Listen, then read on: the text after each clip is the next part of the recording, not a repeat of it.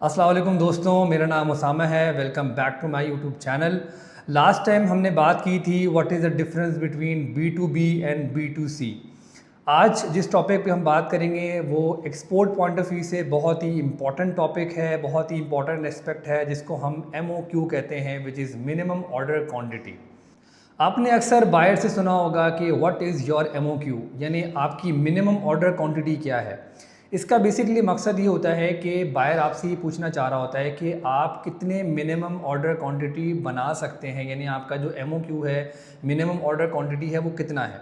इससे बेसिकली मुराद ये होता है कि आपकी जो मिनिमम कैपेसिटी है वो कितनी है। फॉर एग्जांपल, अगर आप लेदर वॉलेट्स बनाते हैं और आपकी मिनिमम ऑर्डर क्वांटिटी 200 पीसीज़ हैं, तो बायर ये समझेगा कि मैं मिनिमम 200 पीसीज़ का ऑर्डर इस मैन्युफैक्चरर को प्लेस कर सकता हूँ।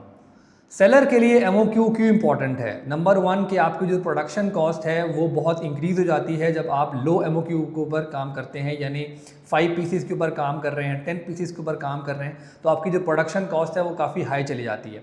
सेकेंडली, जो आपका टाइम है वो बहुत यूटिलाइज़ होता है, आप सिर्फ 5 to 10 पीसीज़ के अंदर अपना पूरा टाइम यूटिलाइज़ कर लेते हैं। और थर्डली, आपका जो प्रॉफिट मार्जिन है वो बहुत कम होता है, ठीक है ना। आप इतना प्रॉफिट अर्न नहीं कर सकते अगर आप लो MOQ के ऊपर काम कर रहे हैं। लास्टली, जो एक और मेन चीज़ है वो ये है कि जब आप बल्क क्वांटिटी के अंदर, यानी ज़्यादा क्वांटिटी के अंदर काम करते हैं, तो आपका जो बल्क की जो मटेरियल, रॉ मटेरियल होता है, वो आप इजीली परचेज़ करके उसको यूटिलाइज़ कर सकते हैं। बायर पॉइंट ऑफ व्यू से भी MOQ बहुत इंपॉर्टेंट एस्पेक्ट है। उनको पता होता है कि मेरा जो मैन्युफैक्चरर है, मेरा जो सप्लायर है, उसकी मिनिमम ऑर्डर क्वांटिटी क्या है, ताकि वो उसी हिसाब से आपको अपना ऑर्डर प्लेस करे। सेकेंडली, जो सीरियस बायर्स होते हैं वो अपनी कस्टमाइजेशन, अपनी ब्रांडिंग उसी हिसाब से प्लेस करते हैं। उनको पता होता है कि अगर मैं अंडर 20 मेरा MOQ है, तो मैं अंडर 20 जो मेरी ऑर्डर की प्लेसमेंट है वो मैं कस्टमाइजेशन नहीं करवा सकता, तो वो उसी हिसाब से आपको प्लेसमेंट करते हैं। आप अपना मिनिमम ऑर्डर क्वांटिटी कैसे डिसाइड कर सकते हैं? नंबर 1, आप अपनी जो रॉ मटेरियल की परचेज़ है उसको देख के अपना मिनिमम ऑर्डर क्वांटिटी डिसाइड कर सकते हैं। सेकेंडली, लेबर कॉस्ट क्या आ रही है किसी स्पेसिफिक पीसेस को मैन्युफैक्चर करने की। थर्डली, आपकी जो पैकेजिंग है, आपके जो प्रिंटिंग है, उसकी क्या कॉस्ट आ रही है। तो ये कुछ चीज़ें हैं जिनको देख के आप डिसाइड कर सकते हैं कि आपका MOQ यानी मिनिमम ऑर्डर क्वान्टिटी क्या है।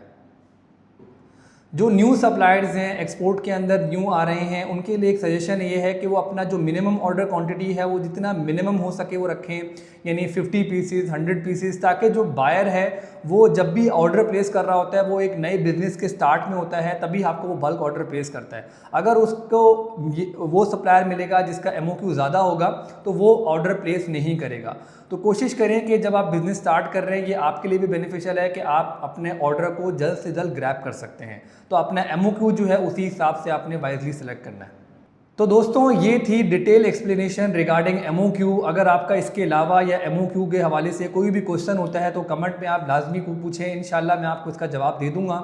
अगर आपको ये वीडियो अच्छी लगी तो लाइक करें, सब्सक्राइब करें और इस वीडियो को जितना हो सके आप शेयर करें, ताकि जो अपने बिज़नेस को स्टार्ट करना चाह रहे हैं उनके लिए एक आसानी पैदा हो सके।